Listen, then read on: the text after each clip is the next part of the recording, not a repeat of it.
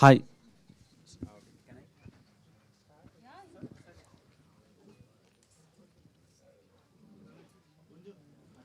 Hi Ananya. Hi అండి. This is Dev from I dream media. Hi. So first of all looking gorgeous. Thank you. And మీరు ప్రీవియస్గా Anveshi and ఇంకో cinema వచ్చింది పొట్టేలని release అవ్వలేదు, అదొకటి. అండ్ ఇప్పుడు ఇది. సో మంత్కి ఒక అప్డేట్తో చాలా ట్రెండింగ్గా ఉన్నారు సోషల్ మీడియాలో. సో అండ్ ప్రీవియస్గా రిలీజ్ అయిన పొట్టేల్లో ఒక longest kiss you ever done in previous past films అనమాట. ఒక కిస్ సీన్ చాలా బాగా వైరల్ అవుతుంది. సో ముందు వరకు అది లేదు, అలా చేయలేదు. ఫస్ట్ టైం అలా కిస్ సీన్ చేశారు. సో అలాంటివి ఇందులో ఏమైనా ఎక్స్పెక్ట్ చేయొచ్చా? చాలా రకాల క్వశ్చన్స్ ఎక్స్పెక్ట్ చేశాను కానీ ఈ క్వశ్చన్ ఎక్స్పెక్ట్ చేయలేదు, మర్చిపోయాను నేను దాని గురించి. బేసిక్లీ ఆ కిస్ సీన్ ఆ ఫిల్మ్కి ఎంత నెసెసరీ అనేది మీరు ఆ సినిమా మేబీ ట్రైలర్లో కానీ లేకపోతే ఆ సినిమా రిలీజ్ అయినప్పుడు ఆ సినిమా ప్రెస్ మీట్లో దాని గురించి మాట్లాడుకుందాం. But it is very important for this film, అందుకని చేశాను నేను. ఈ సినిమా విషయానికి వస్తే ఈ సినిమాలో దర్ ఇస్ ఎవ్రీథింగ్ అండి. There is glamour, there is romantic scenes, there is emotional, horror, everything we have. So ఎలా చెప్పాలి అంటే ఏ సినిమాని బట్టి ఆ సినిమాకి తగ్గ పాత్రలో చేస్తాను అంతే. అంటే స్టార్ట్ మల్లేశం ఆ టైంలో మీరు అన్నారు బౌల్ సీన్స్ నేను అంత ఇంట్రెస్ట్ చూపించను అని చెప్పి అన్నానా? అన్నారు అప్పుడు ఒక ఇంటర్వ్యూలో. శివాతో ఒక ఇంటర్వ్యూ అయింది. సో అప్పుడు చెప్పారు మీరు నేను బౌల్ సీన్ చేయను అని చెప్పారు డైరెక్ట్గా.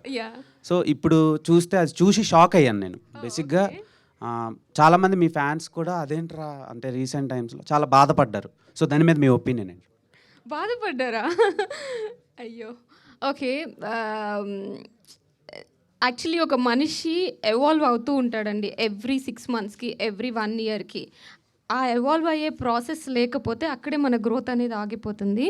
సో నేను అప్పుడు ఇండస్ట్రీకి వచ్చినప్పుడు కొత్త I thought like okay queen Victoria కైండ్లో నేను ఏమి యునో ఎలా చేసిన రోల్స్ మంచిగా మన దగ్గరకు వస్తాయి అని అనుకున్నానేమో, పర్ఫార్మెన్స్ చేస్తే చాలు అని. బట్ పర్ఫార్మెన్స్లో ఇలాంటి కైండ్ ఆఫ్ రోల్స్ కూడా ఒక పార్ట్ అని నాకు అర్థం చేసుకోవడానికి కొంచెం టైం పట్టింది. That's it. ఓకే. మీరు చెప్పారు కదా చాలా పెద్ద సినిమా అవుతుందని, నేను కూడా అనుకున్నాను. I hope to. Thank you. This will be biggest block buster in your career and movie please team. Support us. Thank you. Srinivas గారు చెప్పండి. నేను కూడా శ్రీకాకుళం నుంచే.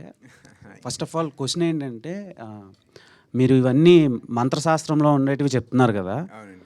ప్రీవియస్గా పొలిమేర, విరూపాక్ష అని, పొలిమేర అని, పెండం అని కొన్ని సినిమాలు అంటే లాస్ట్ ఇయర్లో ప్రతి సీజన్కి ఒక హారర్ జానర్లో వచ్చి మంచి సక్సెస్ అయినాయి.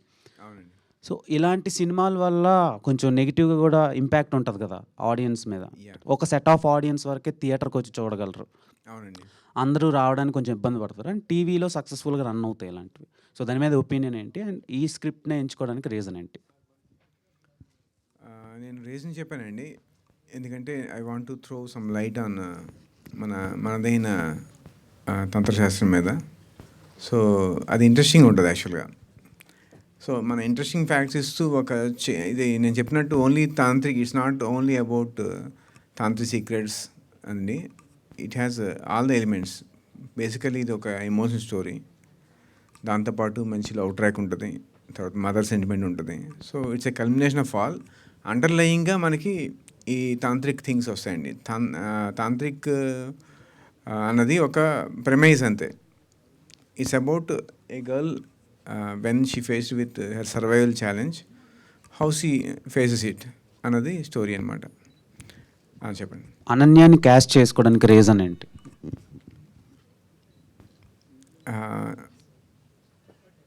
మేము ఒక బడ్జెట్ అనుకున్నామండి. ఆ బడ్జెట్లో నాకు ఇంకెవరు స్ట్రైక్ అవ్వలే ఫస్ట్ థింగ్. తర్వాత ఈ సినిమాకి ఒక ఫ్రెష్ ఫేస్ కావాలనిపించింది నాకు. పెద్ద నోటెడ్ యాక్టర్ దీన్ని పుల్ ఆఫ్ చేస్తారన్న కాన్ఫిడెన్స్ లేదు. సో ఈవెన్ బడ్జెట్ బాగున్నా సరే నేను దీంతోనే వెళ్ళేవాడినేమో. మేబీ తర్వాత ప్రొడ్యూసర్ సైడ్ నుంచి కొన్ని ప్రెజర్స్ ఉంటాయి కదా, బడ్జెట్ ఉంటే ఇలాంటి పెట్టుకోవాలని. లక్కీగా నాకు అలాంటి ప్రెజర్ లేదు. సో మొదటి నుంచి నేను అనుకున్న అంటే స్క్రిప్ట్ రాసుకున్నప్పుడు నేనైతే పెద్ద 100 కోట్ల సినిమా తినేది నాకు తెలుసు. సో స్క్రిప్ట్ రాసుకున్నప్పుడు కూడా నా మొదటి నుంచి తినే మైండ్లో ఉండేది. నేను ఫస్ట్ నెరేషన్ ఇచ్చాను, తనతోనే ఫస్ట్ మాట్లాడింది, తను నెరేషన్ ఇచ్చింది తినికే. తను ఓకే చెప్పేశారు, అలా స్మూత్గా అయిపోయింది. ఈవెన్ ధనుష్తో కూడా అంతే. ధనుష్నే ఫస్ట్ కలిసాను, ఇంకెవరిని ఆడిషన్ చేయలేదు. మిగిలిన యాక్టర్స్కి అయితే చాలామంది చూశానండి, కానీ హీరో హీరోయిన్కి లక్కీగా నేను ఫస్ట్ ఆడిషన్ అదే ఫస్ట్ కలవడం, వాళ్ళని ఎంచుకోవడం అయిపోయింది. Okay, all the best. Thank you అండి. ధనుష్ బ్రో, శ్రీహరి గారి ఫ్యామిలీ నుంచి సెకండ్ అబ్బాయిగా వచ్చారు ఇండస్ట్రీకి. ఇంట్లో వాళ్ళకి శాంతి గారికి చూపించారా టీజర్ ఆ ట్రైలర్? మూవీ కూడా చూశారు. తను కూడా చాలా ఇంప్రెస్ అయ్యారు సార్. అటు పర్ఫార్మెన్స్ ఇంకా సినిమా చాలా అంటే డిఫరెంట్గా ఉంది అని చెప్పారనమాట. సో తను కూడా చాలా హ్యాపీగా ఫీల్ అయ్యారు అసలు. శ్రీధర్ గారు ఏమన్నారు? నాన్నగారు నాన్న అయితే అసలు ఫస్ట్ టైం టీజర్ వచ్చినప్పుడే చాలా ఎక్సైట్ అయిపోయారు అనమాట. అంటే నేను యూజువల్గా ఎలా అంటే ఎన్నో ఆడిషన్లకు వెళ్ళి కొంచెం 1 by 1 ఒక్కొక్క స్టెప్ వేస్తూ అలా ఈ ప్రాజెక్ట్కి వచ్చాను అనమాట.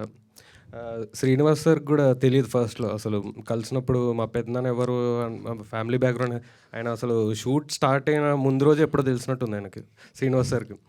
సో అంటే మా ఫాదర్ అవన్నీ చూస్తూ వచ్చారనమాట. నేనైతే పేపర్లో చూసి తెలుసుకున్నాను రీసెంట్లీ. ఏదో పేపర్ క్లిప్లో శ్రీహరి వాళ్ళ తమ్ముడు కొడుకు అంటే అవునా అంది, అప్పుడు తెలిసింది నాకైతే. చేసినంత వరకు తెలియలేదా? షూట్ అంతా అయిపోయి మొన్న రీసెంట్గా ఒక పేపర్లో న్యూస్ ఆర్టికల్ వచ్చినప్పుడు అప్పుడు తెలిసింది నాకు.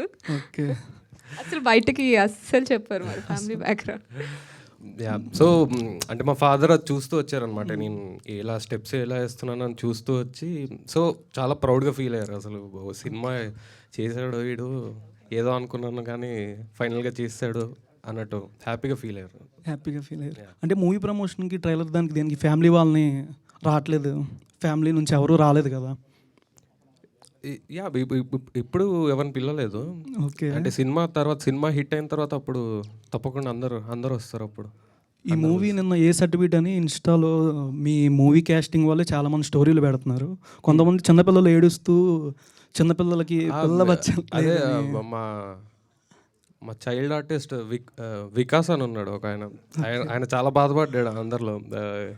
అంటే చైల్డ్ ఆర్టిస్ట్ అంటే ఆయన నా చిన్నప్పుడు క్యారెక్టర్ చేశాడు అనమాట సినిమాలో.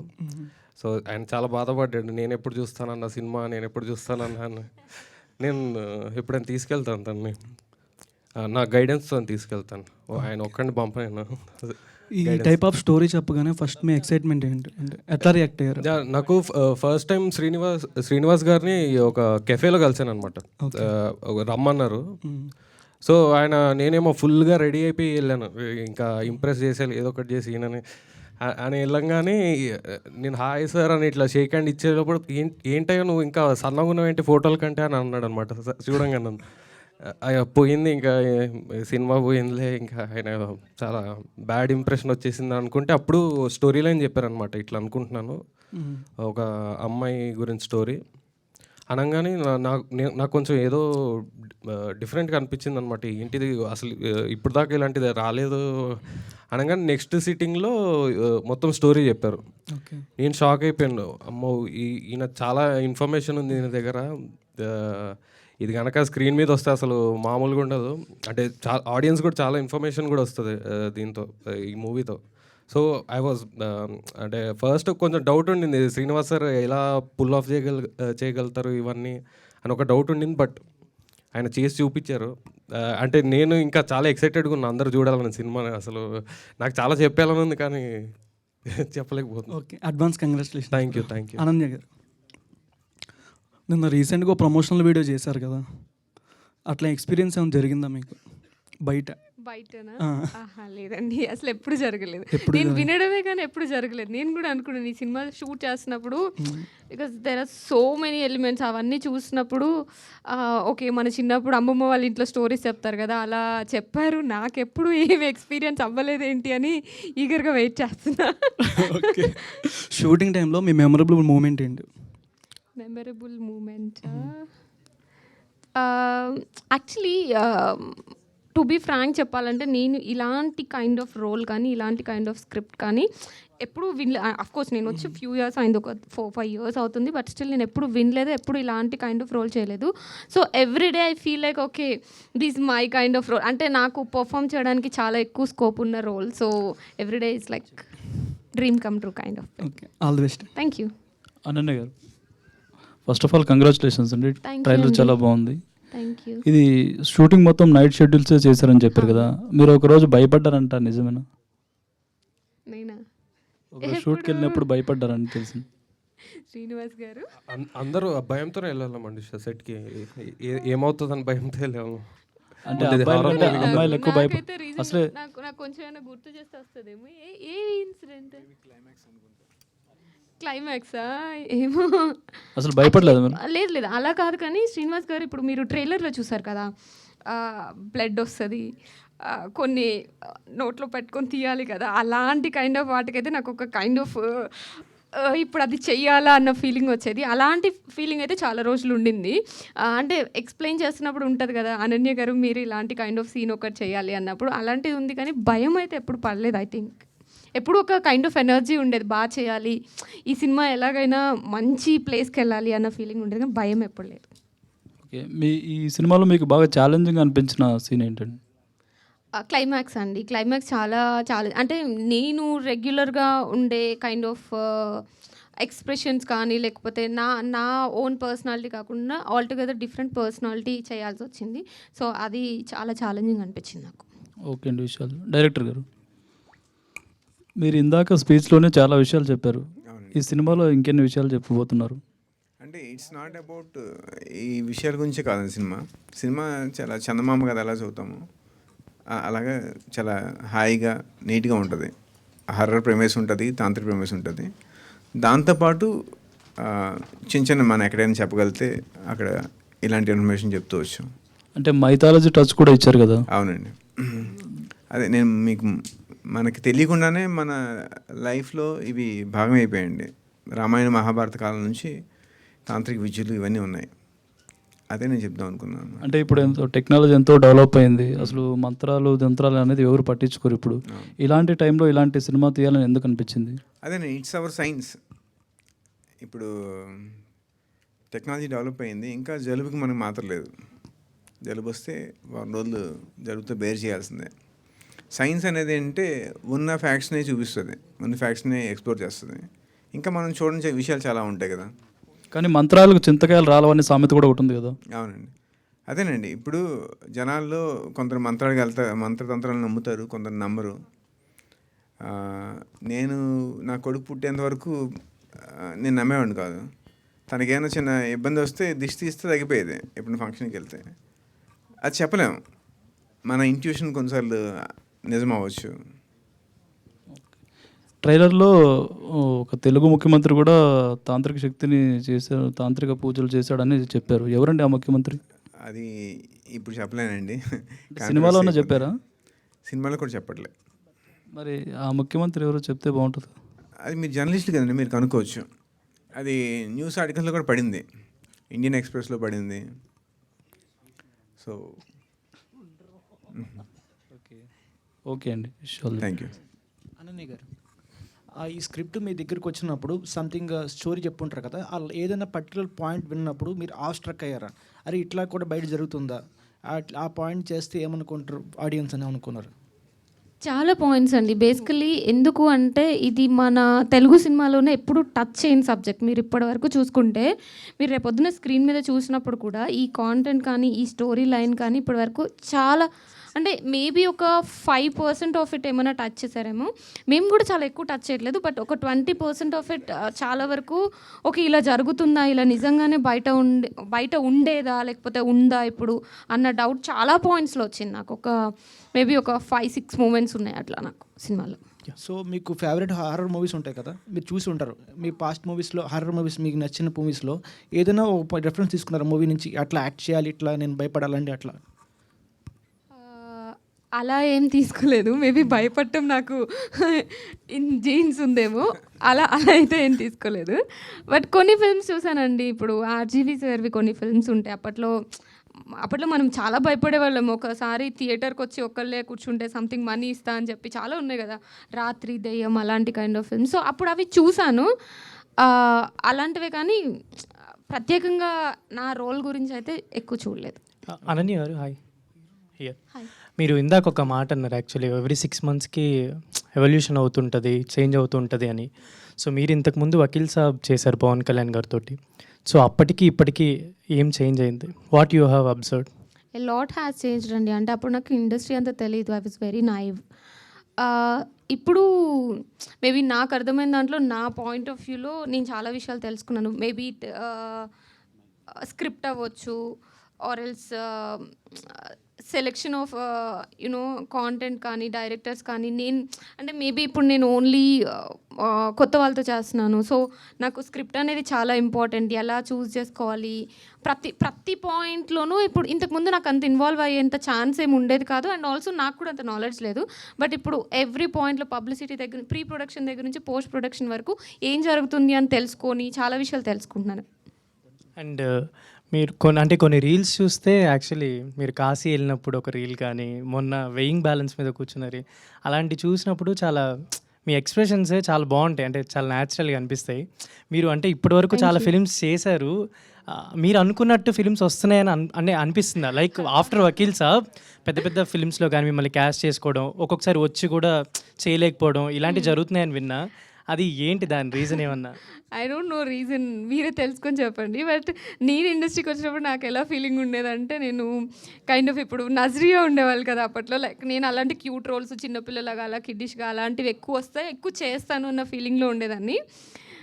బట్ నా జర్నీ ఆల్ టుగెదర్ ఇప్పుడు మనం అనుకున్న దానికి డిఫరెంట్ ఎగ్జాక్ట్ ఆపోజిట్లో జరుగుతాయి కొన్నిసార్లు, బట్ అవి కూడా మన మంచిగా జరుగుతాయి.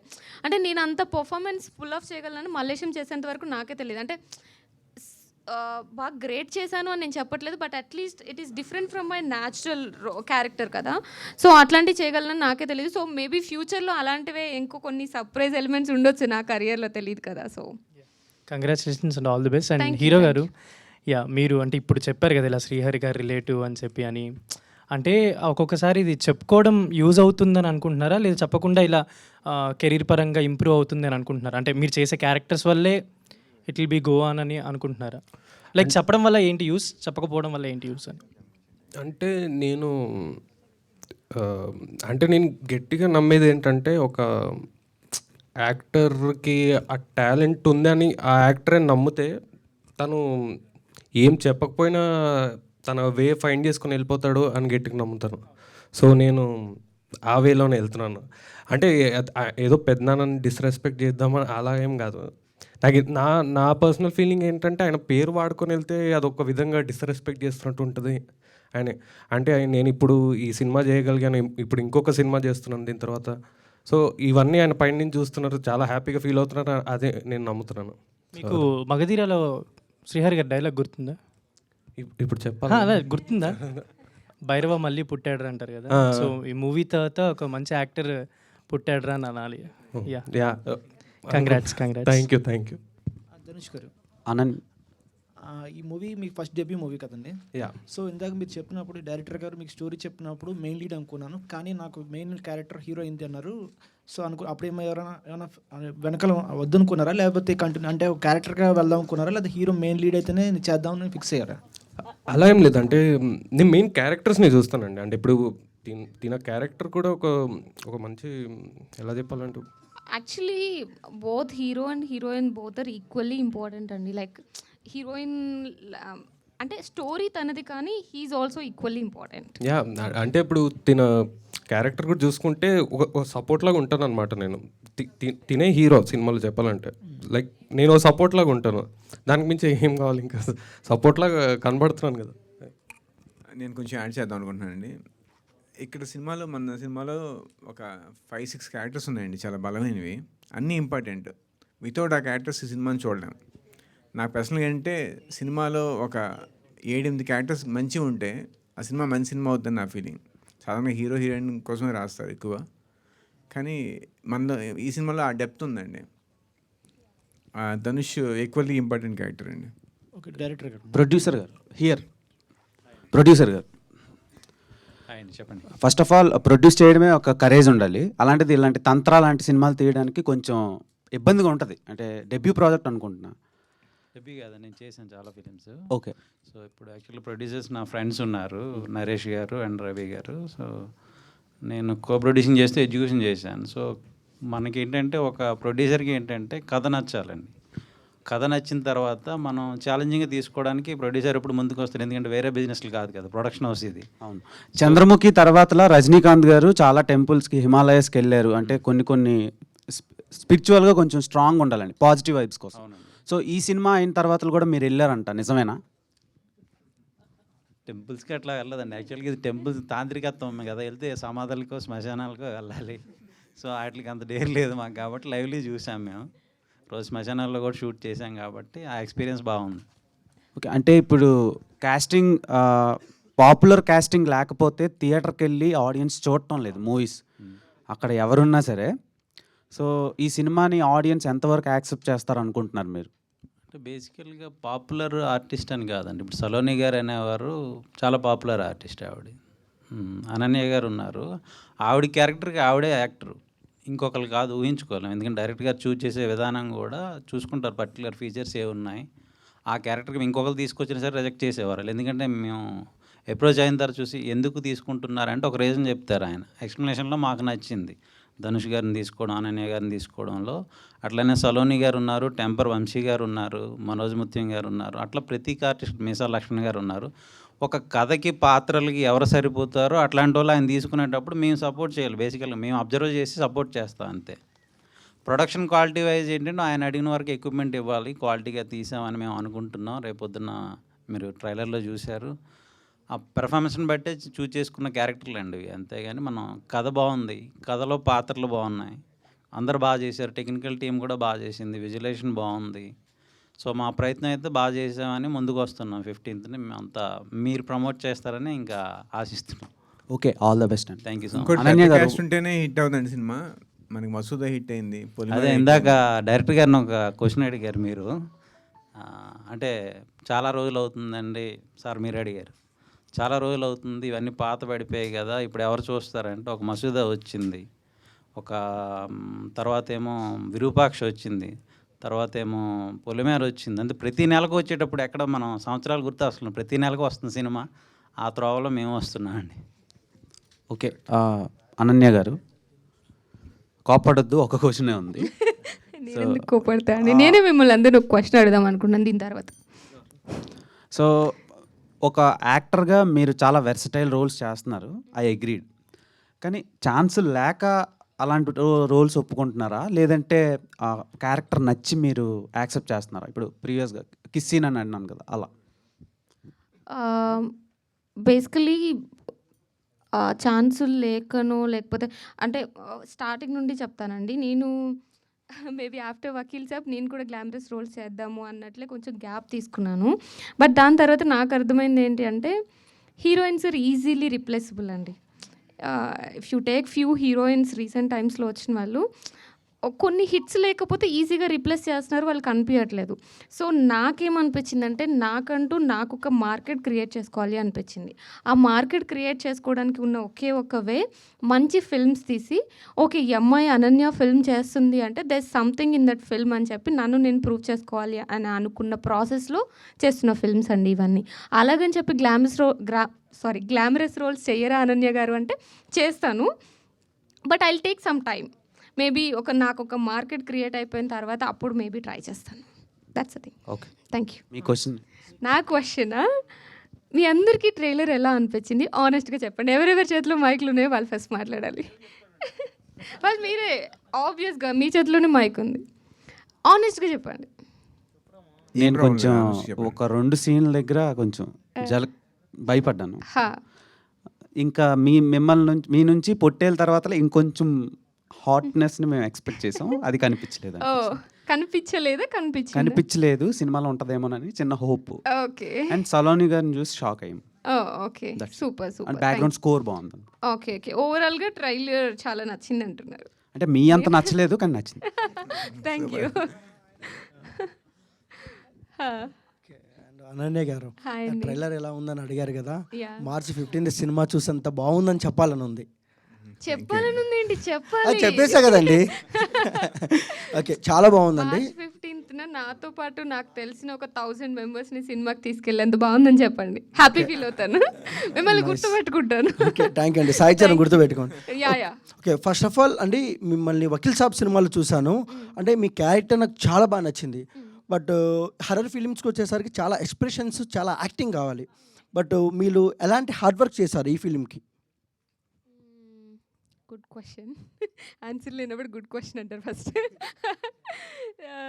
బేసిక్లీ ఈ ఫిల్మ్ కోసం అంటే నేను శ్రీనివాస్ గారు ఇన్పుట్స్ ఎక్కువ తీసుకున్నాను. అంటే తను ఒక 1-2 డేస్ వర్క్షాప్స్ పెట్టారు. అండ్ ఆల్సో ఈ సీన్కి ఎలా కావాలి అని చెప్పేసి శ్రీనివాస్ గారు ఏం చెప్తే అది చేశాను. మ్యాక్సిమం ఇన్పుట్స్ కంటే కూడా శ్రీనివాస్ గారి దగ్గర నుంచి ఎక్కువ ఇన్పుట్స్ తీసుకున్నాను.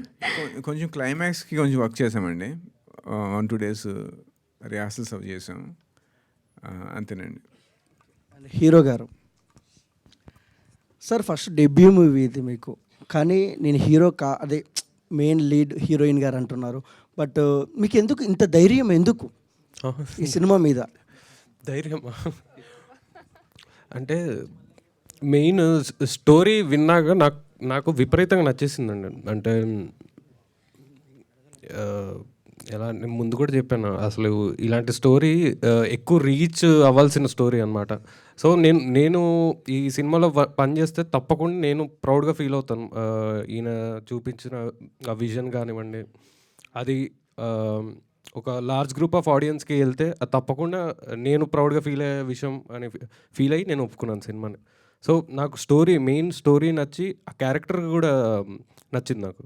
సో అందుకని ఒప్పుకున్నాను నేను.